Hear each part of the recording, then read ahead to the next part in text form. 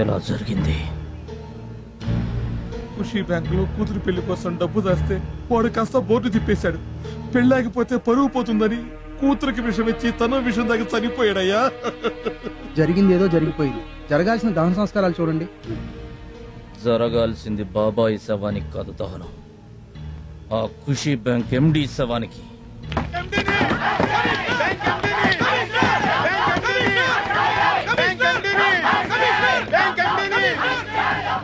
శవాలను తీసుకొచ్చి గొడవేంటి? కష్టార్జితాన్ని నమ్ముకున్న ఇలాంటి మనుషులు ఇంకొంతమంది సవాలుగా మారకముందే దోషులను అరెస్ట్ చేసి న్యాయం చేయండి సార్. ఏంటయ్యా న్యాయం చేసేది? అత్యాశకు పోతే ఇలాగే ఉంటుంది. అసలు ఎవడ కట్టమన్నాడా వెళ్ళే? మంచి మాట అన్నారు సార్. ఇదే సంవత్సరం జనవరి 1న సగం ధరకే వస్తువంటూ మీరు ఒక స్కీమ్ ఓపెన్ చేశారు, గుర్తుందా? ఓపెన్ చేసినందుకు మీ నెత్తిన వాషింగ్ మెషిన్, కలర్ టీవీ పెట్టాడు, జనాల నెత్తిన బ్లేడ్ పెట్టాడు. అది మీరు కట్టమన్నట్టు కాదా? షడప్! ఓనర్ కంటే ఓపెన్ చేసిన వాళ్ళదే తప్ప? ఎస్, ముమ్మాటికి తప్పు వాళ్ళదే. రోజుకో Charminar bank, Balaji locker, Srivent chits, Vijetha agro farms, nice India అని ఇలా మోసానికి మారుపేరుగా రకరకాల కంపెనీలను political leaders, police officers, cinema యాక్టర్లు ఓపెన్ చేస్తున్నారు. మీరు ఓపెన్ చేసి వెళ్లిన తర్వాత మా కంపెనీలో మొదటి ఖాతా కమిషనర్ గారిది, రెండో ఖాతా ఎంపీ గారిది, మూడో ఖాతా సినిమా హీరో గారిదని జనాన్ని నమ్మిస్తున్నారు. సైకిల్ షాప్ ఓపెన్ చేస్తే 10,000, బ్రాందీ షాప్ ఓపెన్ చేస్తే 50,000, చిట్ ఫండ్స్ ఓపెన్ చేస్తే ₹1,00,000. ఇలా డబ్బు కక్కుర్తిపడి వీఐపీలు చేసే ఓపెనింగ్స్ వల్ల ఇదంతా జరుగుతుంది. అలాంటి కంపెనీలు ఓపెన్ చేయడం కంటే ఏ బ్రోతల్ హౌస్ ఓపెన్ చేయండి, జనానికి 100-200తోనే పోతుంది. పురుగుల మందుకు కూడా డబ్బు పక్కింట్లోంచి అప్పు తెచ్చి చచ్చే రోజులు రాకముందే వీళ్ళని నిలదీయండి.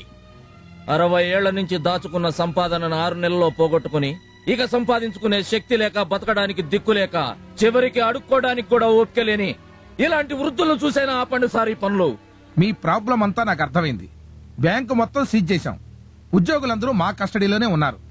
ఎండి ఎక్కడున్నా వెంటనే అరెస్ట్ చేసి మీకు న్యాయం జరిగేలా చూస్తాను. సార్, మీరు న్యాయం చేస్తారన్న నమ్మకంతో తిరిగి వెళ్తున్నాం. మీరు చెప్పిన మాట గనక నిలబెట్టుకోపోతే వాడి ప్రాణాలు మేమే తీస్తాం.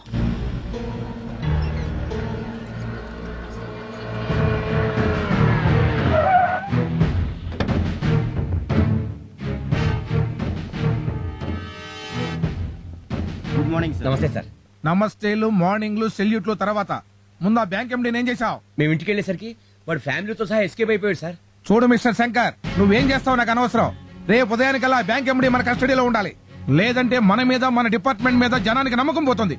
ఈ విషయం పెద్ద ఇష్యూ సీఎం గారి దృష్టికి వెళ్లక ముందే అతను అరెస్ట్ జరిగిపోవాలి. ఒళ్ళు దగ్గర పెట్టుకుని డ్యూటీ చేయండి. Take care. Yes sir.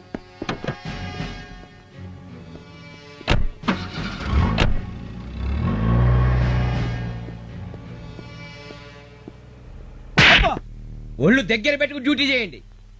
పై ఆఫీసర్లు అన్న తర్వాత కొడతాం, తిడతాం, అవసరమైతే ఉద్యోగం నుంచి పీకలతలు బారేస్తాం. పడాలి. నేను పడట్లా? దీనంతటికి కారణం హరిగాడే సార్. అరే అవును సార్, ఆ రోజు ఎండీ గారి మీద యాక్సిడెంట్ కేసు పెట్టింది, ఈ రోజు శవాలను తీసుకొచ్చి కమిషనర్ గారి ముందు గొడవ చేసింది వీడే సార్. ఎక్కడుంటాడు? పగలు హార్బర్ లో కూలీ అంట, రాత్రులు ఆటో డ్రైవర్ అంట. కోడి పుంజు కాటా కడితే చచ్చిపోయే ముందు కూడా ఎగిరెగిరి పడుతుందంట. వీడు అంతే. ఏం పీక్కుంటాడు పీక్కోమను. దేశంలో ఉన్న పెద్ద పెద్ద లాయర్లందరినీ పక్కన పెట్టుకుని విత్-ఇన్ అవర్స్ లో బెయిల్ మీద బయటకు వస్తా. డిపార్ట్మెంట్ లో అందరూ నాలాంటి ఆఫీసర్లే ఉండరండి, వాళ్ళు కూడా ఉంటారు. సరిగ్గా టైం చూసి నడి రోడ్లో బట్టలు లేకుండా కుక్కను కొట్టినట్టు కొట్టి తీసుకెడతారు. మన జాగ్రత్తలో మనం ఉండడం మంచిది. మరి ఆ హరిగాడి సంగతి? వాడో బచ్చా, నాకు వదిలేయండి. మరి ఇప్పుడు నన్ను ఏం చేయమంటావు? ఒంగోలు దగ్గర ఆదికేశవులని ఒక పవర్ఫుల్ లీడర్ ఉన్నాడు, మనకు బాగా కావలసిన వాడు.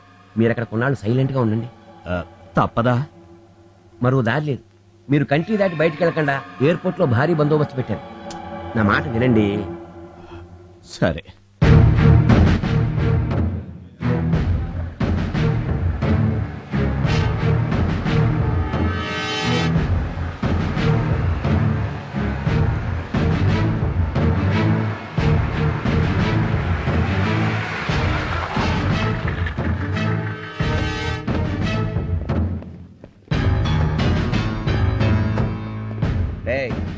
ఇక్కడ హరిగాడు ఎవడరా?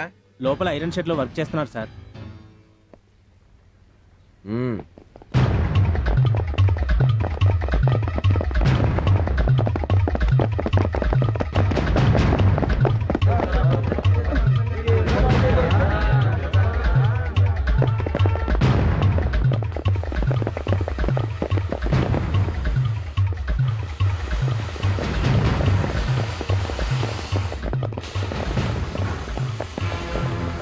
పోలీసులు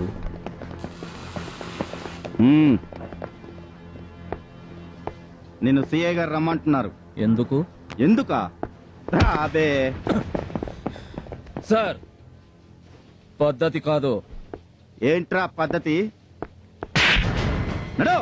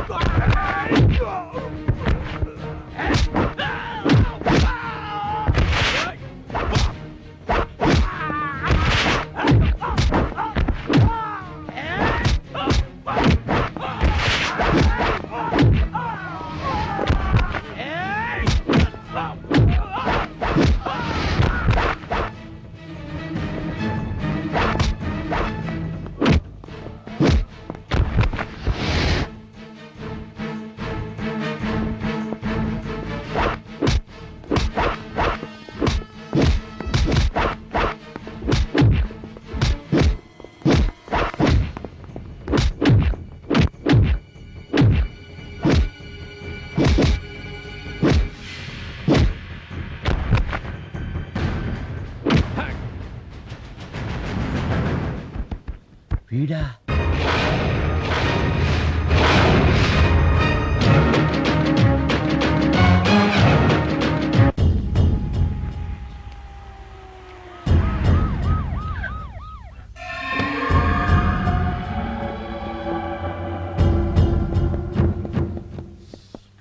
ఏమైందయ్యా? కరవనీకి కుక్కలు తరుముతుండాయా? సంపనీకి శత్రువులు తరుముతుండారా?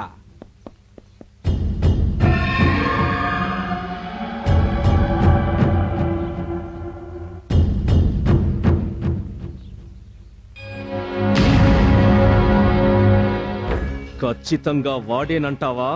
వాడే సార్. చింత నిప్పుల్లాంటి కళ్ళతో వేటాడొస్తున్న సింహంలా వాడు వాడి నడక నేను మర్చిపోగలనా? ఆ యాల వాణ్ణి సంపినానన్నావు కదరా? తప్పైపోయిందయ్యా. రేయ్, మనం కాటేసే పావులర్రా. మన కాటన్నా వాడి మీద పడాలా? వాని కర్రన్నా మన మీద వెరగాల.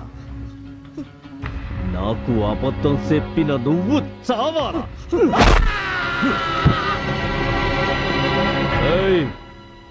ఈడ్ని స్టేషన్ ముందు పడేయండి. ఎస్ఐ అడిగితే ఆదికేశవులకి అబద్ధం చెప్పినందుకు ఆదికేశవులే చంపినాడని చెప్పండి. ఆఫ్టర్ ఆల్ ఒక కూలోడు కోసం వీడిని చంపారేంటండి? ఆడు మామూలు కూలోడు కాదయ్యా. ఎవని పేరు చెపితే మా గుండెకాయలు జారిపోతాయో, ఎవడు చిటికేస్తే ఈ ఇంటి పునాదులు కదులుతాయో, ఎవని రాక కోసం ఈ ఊరి జనం 1000 దేవుళ్ళకి మొక్కుతాండ్రో వాడే వాడే నా కొడుకుని నిలువునా సంపిన నా శత్రువు హరిశ్చంద్ర ప్రసాద్. వాడికి ఇంత చరిత్ర ఉందా? ఇంకా చాలా ఉంది. ఆడెవడో కాదండి, స్వయానీల బావ సత్యమూర్తి కొడుకు. బంధువులేగా, మరి భయపడడం దేనికి? ఆయన దృష్టిలో వీళ్ళు బంధువులు కాదండి, రా బంధువులు. అసలు మేటర్ నేను చెప్తాగా.